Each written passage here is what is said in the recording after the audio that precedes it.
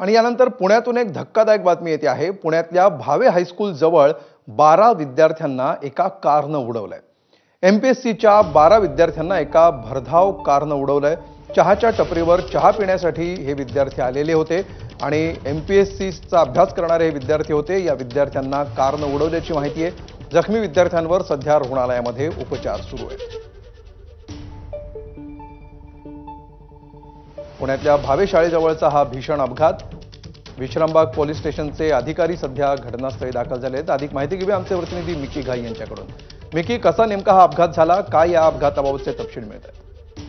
जर आपण बघितलं तर पुणे शहराच्या मध्यवर्ती भागात हा सगळा अपघात घडलेला आहे। भावे शाळा त्या परिसरामध्ये बरेच स्पर्धा परीक्षेची तयारी करणारे जे विद्यार्थी आहेत त्या परिसरातच राहतात आणि संध्याकाळच्या वेळी बरेच विद्यार्थी त्या ठिकाणी चहा पिण्यासाठी येत असतात।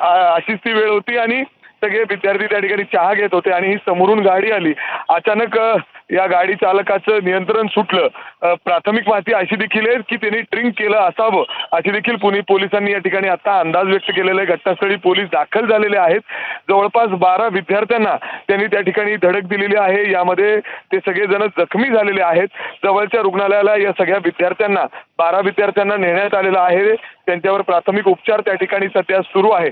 2 विद्यार्थी काहीरित्या गंभीररित्या देखील जखमी आहे।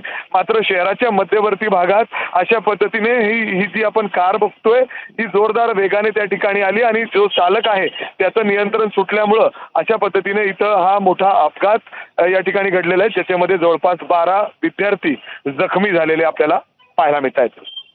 निश्चित, धन्यवाद मिकी या सविस्तर माहितीबद्दल।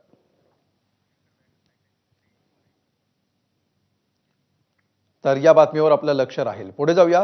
कसपटे कुटुंबियांनी हगवणे कुटुंबियांवर